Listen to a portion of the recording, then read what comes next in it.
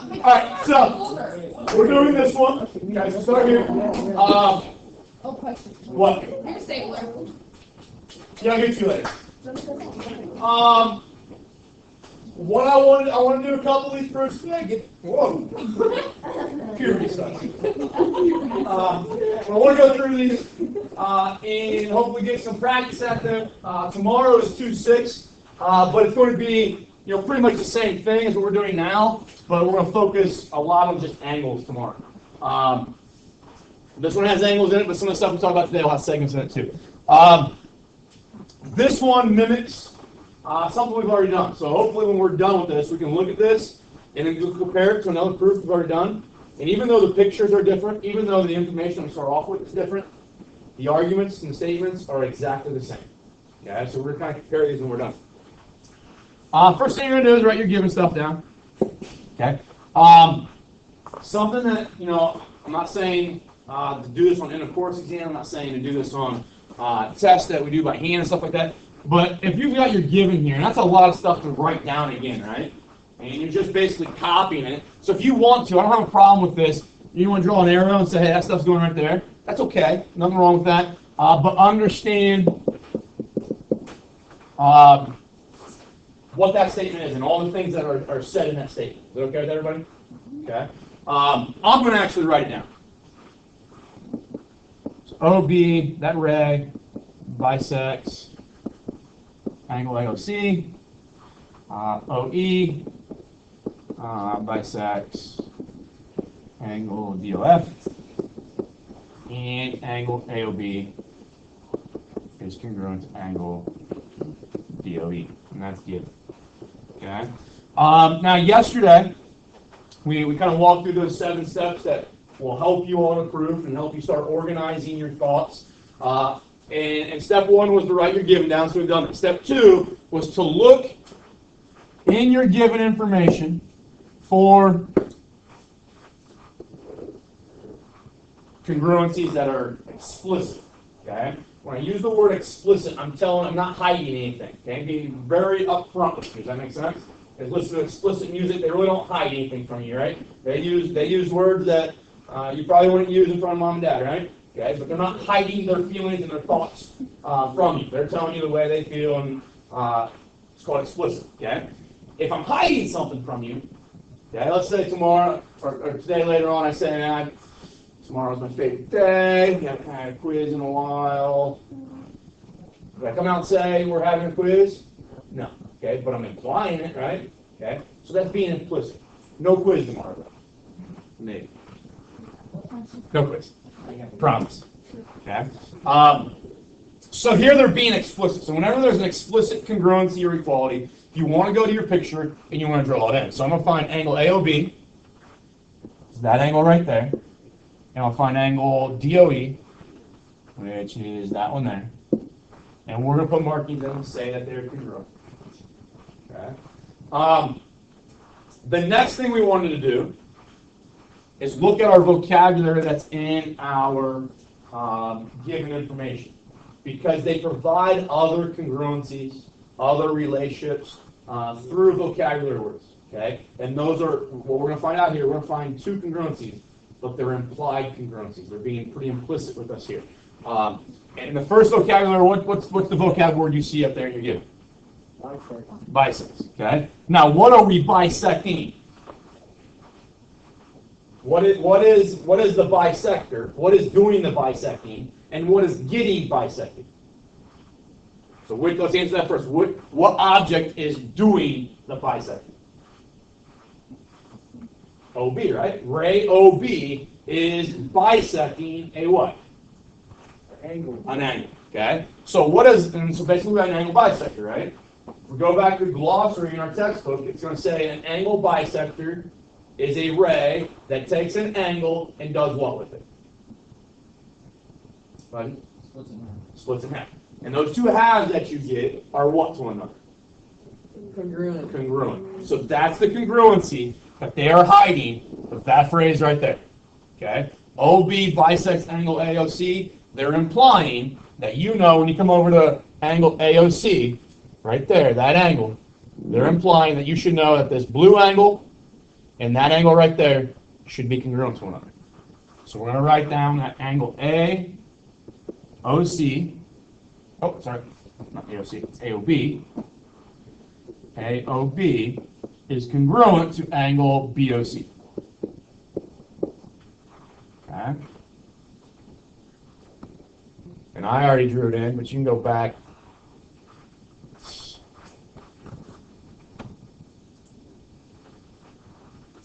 Give me a second.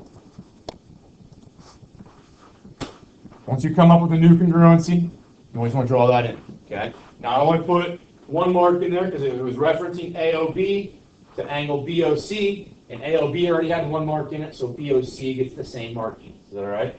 Okay. If I were to put two markings in those, somebody in the last class wanted to do this, put two markings in those, I've now violated this statement that we started with, right? And now we're saying that these two things are congruent because they got two marks in them, but this has got two and that one's got one, so they don't match it.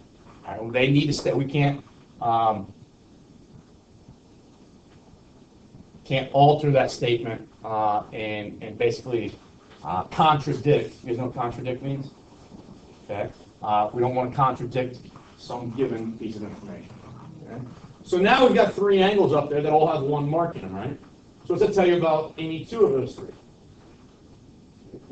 They're congruent. Okay, I can pick out any two that I want to and say they're congruent. All right. Now, and we'll do that here in a moment, but the other phrase in our given has a vocabulary word, and it's the exact same vocabulary word. It's going to gain you the exact same information. It says OE bisects angle DOF. So I find ray OE, which is that ray right there, and it bisects angle DOF, which is that angle right there. So hopefully you recognize that FOE, angle FOE, and angle DOE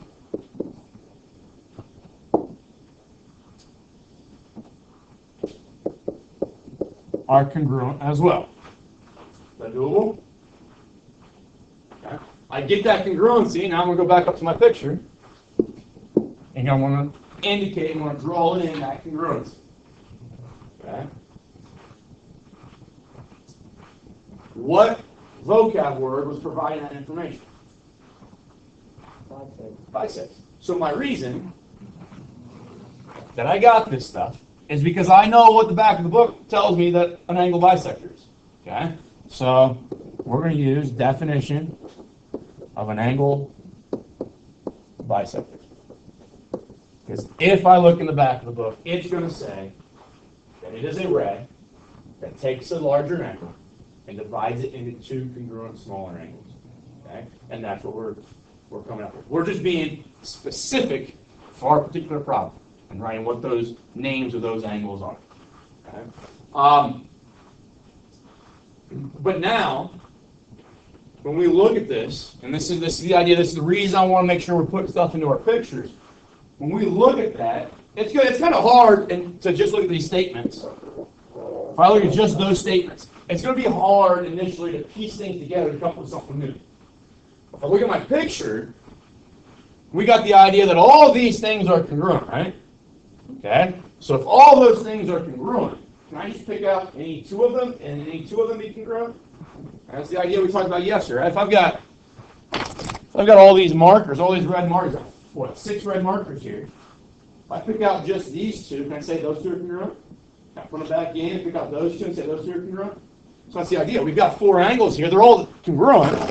So just pick out 2 that you want to talk about, and they should be congruent as well. Well, what's nice if we do that, 2 of them that we can talk about are EOF. Okay? I'm just going to look at my picture. E to O to F. Is that, it's got 1 mark in it, right? Then we go BOC. B, O to C also has 1 mark in it, right? So you can pluck those 2 out. They have 1 mark in them both. They could be, or they should be congruent. So I can say then angle EOF is congruent to angle BOC. And that matches with what we wanted to prove, so we know we're done. Okay, once you get a statement to match with exactly what you wanted to prove, you're done. There's no need to go any further. But now we have to figure out what that reason was. Okay? And here's the logic. If you started with And if we have all these congruencies, let's do it this way. If I have all these congruencies, and I want to get to EOF being congruent to angle BOC. So what I'm going to do, I'm actually going to start with angle EOF real quick. Okay? And if I start with angle EOF, which is, I call it angle FOE if I wanted to, but is that going to be congruent to DOE? We already know that, so I'm going to say it's congruent to angle DOE. Okay? But is angle DOE up here in that line, is that the same thing as angle AOB? So we'll make another jump to angle AOB. But is angle AOB right here congruent to BOC? Okay? And this is the idea if like A is equal to B, but B is equal to C, but C is equal to D, we make the link from A straight to D. Okay? So I can make the jump from EOF straight to BOC, and that's what we did right here. Okay? But what is the property that allows you to do that? Transit property. Okay? My thought is, okay, and it's property of congruence, but my thought is here that when we have these statements here, and right now we've only got, it's an elongated transitive property. Usually we only have 3 things, right? This one's got 4, but we could eventually have 5, 6, 7 things, okay? And it's really hard to piece those 5, 6, 7 things together, one after another, to get from point A to point, in this case, D, right? But if I start putting stuff in my picture, is it really easy to say I've got a bunch of things that are congruent in that picture? And really easy to say I can only talk, if I want to, only talk about 2 of them? Okay? And that idea, if you have a cluster of things that are the same, and you want to pick out any 2 of them and talk about any 2 of them being the same, transitive property allows you to do that. Okay? If I had nothing written in this picture here, nothing written there, okay? Is it really hard to look at this picture now and say what's congruent and what's not congruent? It's really hard to find those 4 angles, right? Okay? I'd have to reference back to these statements and I get into a problem, get into an issue. So please fill your pictures in. You've all heard the phrase, a picture says 1,000 words, right? Okay? So much more that you can gain from detailing your picture. And I harp on you that because there will be, there always tends to be 2 or 3 people in every single class that refuses to do that. And they start to fall behind further and further every day because they won't simply go to the picture and draw stuff in. I know you got a question. I'll come back to you in a minute. But if we look at this information here, okay? Well, you had several angle congruencies here, right? And it was given definition of bisector, angle bisector in this case, and then transitive, right? Go back to this problem. Okay, it's going right before it. You should have a bunch of congruencies here. Okay? Now, you should have a given. Now, I should say definition of midpoint, but a midpoint does the same thing for a segment that an angle bisector does for an angle. And then your next step should be transitive, right? These 2 questions, though this one's talking about segments, and this one's talking about angles, okay? These 2 proofs are the same thing, okay? And that's what I want us to kind of visualize and start to see and recognize is that as you're doing a proof, hopefully you start to feel at some point, I think I've been here before, I've done this before. And maybe you can reference back to how you did it before to help you get through it again. Does that make sense? Because of the 100, 200, 300, I don't know how many proofs we'll do this year, of whatever that collection is, you're probably going to be able to take your proofs and put them into 5 or 6 categories. Okay? And if you can do that, it's going to make your life a lot easier when you're trying to prove stuff. All right? Does that make sense?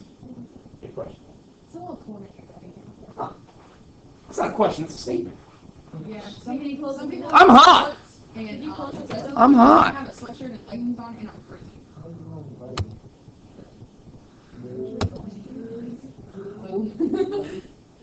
All right, is this the next one on there? No. It's RTS. Is that one? Yeah.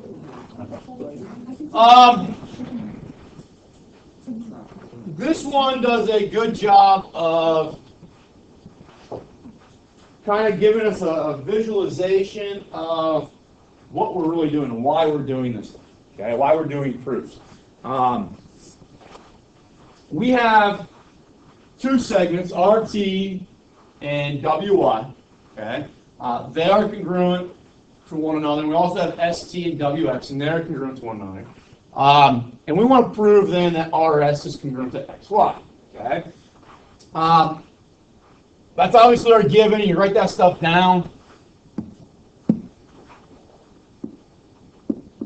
So RT congruent to WY and ST congruent to WX. What kind of sucks about this problem, and it happens a lot with segment problems, or segment proofs, is that if I want to say RT is congruent to WY, well, RT and WY, those are the complete segments, right? Okay? And if I just put a marking right there and right there to show that RT and WY are the same, could somebody look at that, or maybe it's myself later on in the proof, look at that, and incorrectly state that that's saying that RS is congruent to XY? That kind of makes sense? Okay? So when you have segment addition and you've got kind of overlapping congruences, that's an issue. So what I like to do is either take like a lot of times I'll have like markers with me or, a different colored pen or something like that. And I'll just highlight the entire segment. And that's the way I visualize it. I remind myself, those two things are congruent. Okay? And then when I see markings elsewhere, so when I see a marking for ST and WX, not with that one. When I see a marking with ST and WX, I know that it's referencing just ST and just WX being here. Does that make sense? Some people will like to do this. They'll say like that whole segment is congruent to that whole segment. To put those brackets there to help visualize it if you don't have a colored pencil or something like that or marker. But it's important to be able to fill in your picture so it's meaningful to you and that you don't cross yourself up at any point. Okay? But let's kind of walk through what we call a specific scenario here, a specific situation. I'm going to choose values for RT and WI. Okay? So let's just say RT is, 30. So let's just say RT's distance is 30. So if RT's distance is 30, what is WY's distance based off of this criteria here? It's also 30.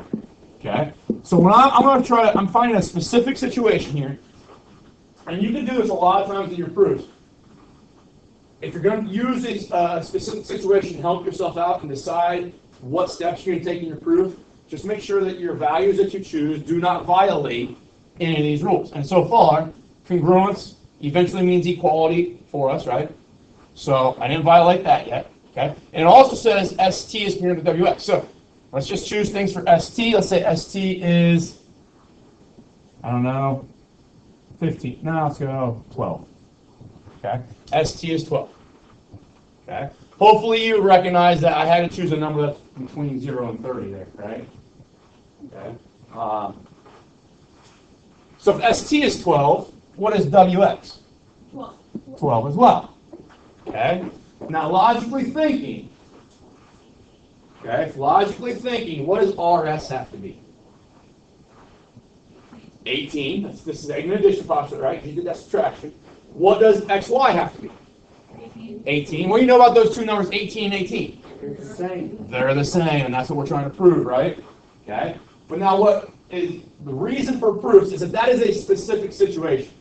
We now know that works when RT is 30 and when ST is 12. But does it work when RT is 31 and ST is 12? Does it work when it's 32 and 12? Does it work when it's 33 and 12? Okay? So there's an infinite number of values that RT could be, and we have to check to see if it works. There's also then an infinite number of values that ST could be, and then we have to check to see if it works. Well, I have an infinite number of situations that I have to try to prove. Am I going to die doing that? You're going to run out of time, right? Okay? So what we're doing here inside of proofs is that we are trying to, instead of looking at specific situations, because this is a specific situation with those values, we're trying to look at a general situation. So when we generalize things mathematically, we take the numbers out. We leave the number idea, but we take the specific numbers out. Okay? So we're not going to deal with 30. We're going to deal with just real numbers. Okay? Or distances. Okay? And that's what this process that we're going to go through is doing for us. Okay? So now, step 2, okay, we write our given down. We write away in our picture and drew that information in our picture.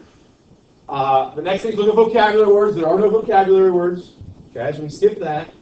The next thing, the fourth thing, is to look at your picture, okay, and determine what type of shapes you're dealing with in your picture, okay. And when you have segments, I would say 90% of the time, you're going to use segment addition, okay. So we're going to want to add some stuff together here. Now, when I use segment addition, the only thing that I can add for segment addition is numbers, right? Make sense?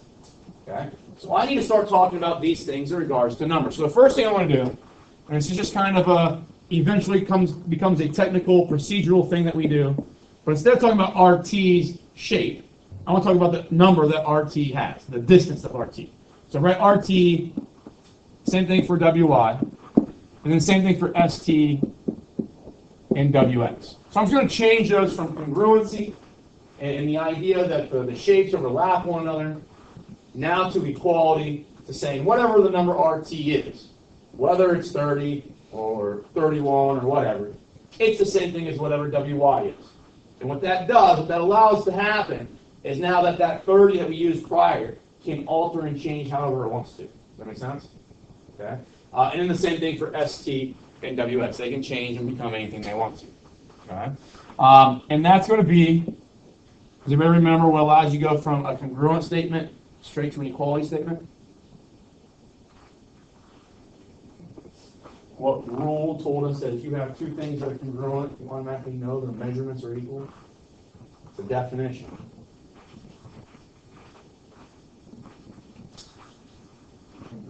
Definition congruency, good. All right. If you're not recognizing, you're not seeing that, please at least recognize the link and the difference between that statement and that statement. When you go from congruency to equality, and you're using the same exact letters, the same exact things, it's always definition congruency. Okay. Step 3. Lesson. Don't do it again. Katie. McKinney got somebody from us for. He's not serious. Sneezing. He's not serious. You told them to stop sneezing, right? All right, so RT is equal to WY, ST is equal to WX. And that, like I said, it becomes kind of a technical point that we always want to go through and use, especially if we're going to start doing addition and subtraction. Because that's what you got. That's what you did when you got this 18 right here, right? You took 30 minus 12, got your 18. So you can only do addition and subtraction with numbers. So we got to make sure we convert everything over into numbers. Okay. Looking at that top line. Okay. Can I write that RS plus ST is equal to RT? Do you guys agree with that? If I start at R and I walk to S, record that distance, and start at S and walk to T, record that distance. If I add those together, that should get me from R to T, right? Those distances should be the same. Okay. And can I do the same thing on that bottom one? Can I start at WX, or sorry, W, walk to X, and then add to that X to Y, and those two values added together should get me the same thing as if I went straight from W through Y. Do you remember when you take two things, whether they be segments or angles, and you add them together to get one thing, what that was? Good. Okay. In this case, it's an addition postulate because we're talking about segments. We're going to call it the segment addition postulate. Okay. As long as you recognize it's segment addition, I don't really care too much whether you postulate on the end of that or not. Okay. The end of course exam is never going to question you whether you know which statements are postulates and which statements are theorems. Okay. And that's pretty nitpicky. If anybody ever does that, at least at the high school level, it's really not a big deal to know which ones are postulates and which ones are theorems. What's more important is to know what they say, okay, and know how to use them. So we've got that idea, okay. Now here's where it became useful to do what we did in step 2. We're going to take step 2 and step 3, and we're going to combine them. Okay? Because right now, I am saying that Rs plus St is equal to Rt, and Wx plus Xy is equal to Wy. But what have you said in step 2 about those two things? They're equal. Okay? In step 2, you said these two things, Rt and Wy, are the same. So if these two things are the same, these two things are the same, shouldn't I be able to say that those two things are the same? Okay, so let's write that. Let's write that Rs plus St is the same as Wx plus Xy. Okay. Drawing kind of a comparison to where maybe you've seen that before, maybe in Algebra 1. You remember when Ms. Coles maybe gave you like y equals 2x plus 3, and then in another line she gave you y equals negative x plus 5, and you wanted to see where they crossed? If they're both equal to y, didn't you do this? If these two things are the same, they are, y and y, then doesn't it make those two things the same? Okay, so that was what properties, you remember back to last year, you had, this is a system equation, you had two techniques for solving them. One was called elimination, and the other one was called substitution. Okay, so we're doing the exact same thing. You can find the problem. Oh, I scrolled down, didn't I? Okay, it's the exact same thing. These two parts here are equal. So set these two things equal to each other, and that's substitution. Okay. So now we're saying Rs plus St is equal to Wx plus Xy. All right. Now look up at what we said here. You said St was the same thing as Ws, right? Okay. And going back to that, maybe that specific situation when we had 30 and 12, okay, and you subtracted those to get 18, right? Okay. So if I did subtraction in that specific situation up here, there's probably going to be subtraction somewhere down here in my statements. Okay. Is there something that I can subtract from both sides? When I subtract something from both, this is an equation, right? This line here is an equation. When you subtract something, doesn't it have to be the same thing from both sides of the equation? Is there something on the left-hand side that we know is exactly the same as something on the right-hand side? Yeah, it's St and Wx, right? Whatever those numbers are, I don't care what they are. They're arbitrary, but I know they're same. So I know that number right there and that number right there cancel each other out. Okay? If I remove the same thing from both sides, I still develop a true statement. That true statement is Rs is equal to Xy. Okay? And that procedure of wiping away a quantity on the left-hand side that was exactly the same as a quantity on the right-hand side is a subtraction property of equality. Okay? Now, that doesn't match with what we wanted to prove, right? We have Rs equal to Xy. We're trying to prove Rs, that segment, is congruent to segment Xy. Well, if I have equality, can't I always make the jump from equality of segments, saying that their distances are the same, to then saying that those two shapes should be able to lay on top of one another then? What allows me to go from equality to congruence? Or what allows you to go from congruence to equality? Definition of congruency. Okay? It's a pattern. You're going to see it all the time. Okay? That's a pattern. And when I go from equality to congruence, okay? Hopefully you recognize line 5 and line 6 doesn't change much, right? It's just the symbol above and the equal sign changes to the congruent side. Same thing for statements 1 and 2. Okay? The symbol above and the congruent sign and the equality sign, those are the only thing that change. So we use the same letters and all that kind of stuff. So they're very similar statements. Okay? And when that happens, it's always going to be definition of congruence. Okay?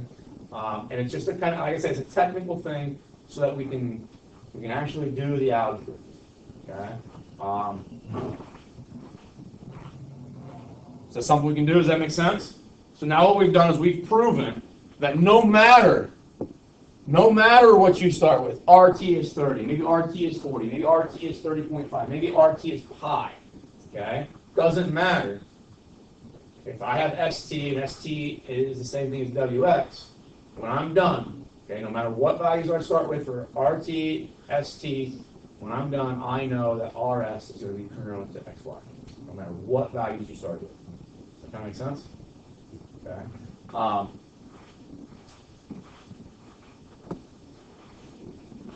This one, we got time to do this.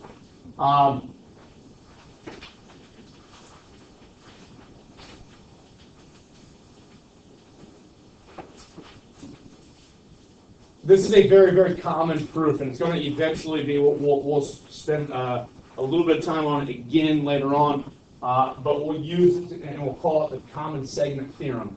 No textbook, I guess I won't say that, but a lot of textbooks don't have it as a theorem, but it becomes a set of steps in a lot of other proofs that are always together. So in another proof, if I want to use this idea in another proof, it's going to eat up 6 steps. Okay? But if I can condense this and say this is a theorem, then it's going to take 1 step in other proofs. Does that kind of make sense? So it takes maybe a 12-step proof. This might show up in a 12-step proof later. But if I recognize that I could condense it down to one idea, that 12-step proof turns into a 7-step proof. Okay? That's a little bit easier to deal with. Okay? So this is very common procedure that we see all the time. And we'll do this plenty of times with different segments, but this is the first time seeing it.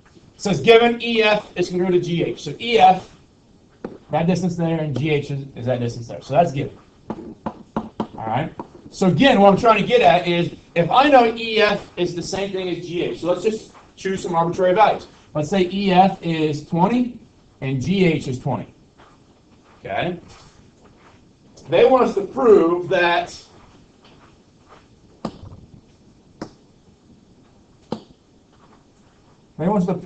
that length there is the same as that length there, right? Does that make sense, everybody?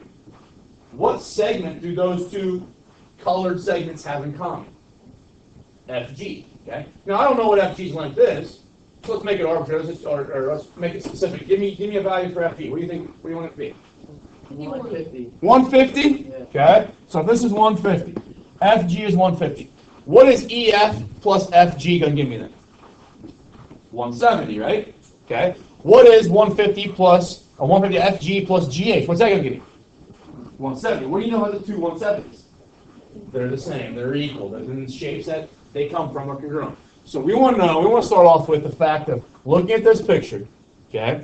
If you know that is congruent to that, and you're going to add FG to both those, you should still develop 2 new segments that are still congruent, right? Okay. So first step is given. Okay. Now, what do they do from step 1 to step 2? Very similar statements, right? They get rid of the symbol above, and they get rid of the congruent symbol. So what was that in the last proof? Definition of congruency. And hopefully you're starting to see that in the short amount or the small amount of problems we've done, examples we've done, that 2 steps comes along.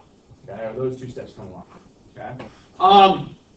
And the reason we want to do that, if we go back to the specific situation, we were adding numbers, right, to get to our logical idea or logical conclusion. So throughout our statements, we want to start adding stuff and doing algebra, so we have to be able to convert, start talking about numbers. Okay. So now they do this. Now they'll be careful with this. A lot of people say, "Oh, you're adding segments together there, right?" Would you say adding segments on the left-hand side, EF and FG? Are you adding segments on the left-hand side? So when people look at that, they say, "Oh, I'm adding segments. It's got to be segment addition." Okay. Remember what segment addition says. Segment addition says if I add that distance to that distance, I should get one thing back, right? I should get a total back. Okay? So segment addition is adding 2 things, 3 things, 4 things, and getting one sum back, one thing on the other side. And here we're adding 2 things and getting 2 things. So it's not segment addition here in step 3. What step 3 is I think about it, you started here with an equality statement, right? Started there with an equality statement, okay? Does that EF that's on the left-hand side show up right there? Does the GH that's on the right-hand side still show up right there? Okay? But what do you recognize that is added to both sides? FG. And FG is some number. We don't know what it is, but it's some number, but it's the same on both sides, right? So if I start with an equation, and I add something to the left-hand side, I've got to add it to the right-hand side, right? And that's what they're doing here. This is the addition. What is going on? This is the addition property of equality here. Because you started with something that was equal, you started with line 2, those were equal, and then you added the same thing, FG to both sides. Okay? Now what is this? Well, if I got EF plus FG equals EG, look at my picture, EF plus FG gives me E to G. I'm adding two segments together to get a total. What is that? That's the one that's segment addition. Okay, so segment addition postulate. Okay, and it's the same thing for GH plus FG equals FH. Okay. Now here's the thing, and we've seen this step and one that we've already done today. Right here, you have EF plus FG, right? But in step 4, haven't we said EF plus FG can be called EG? So let's take this phrase I circled and rewrite it as EG. What about here on this side? If I labeled GH plus FG right there and able to call it as FH, right? So let's take this side that I put a rectangle around and rewrite it as FH. So hopefully you realize that I'm taking a sum and replacing it with a singular value, but I know those singular values are equal or the same thing as that sum, right? I'm replacing something with what it's equal to. What's that property? Substitution. Okay? I substitute, basically, line 5 here is the same thing as line 3. Okay? Except for I've got a better name for EF plus FG, and that better name is EG. So I substitute it. Okay? I've got a better name for GH plus FG, and I substitute it as FH. Now what allows me to go from equality to congruence? Definition of congruency. All right. And that proof, we'll do that several more times in the next couple of weeks. But that becomes a very useful proof for us. There is a math Excel assignment, 2.5, day 2. It's like 7 questions, I think. Okay. Finish that. Tomorrow we'll start 2.6. Have a good day. You too. Bring that packet with you again tomorrow. Don't lose that. Keep that forever.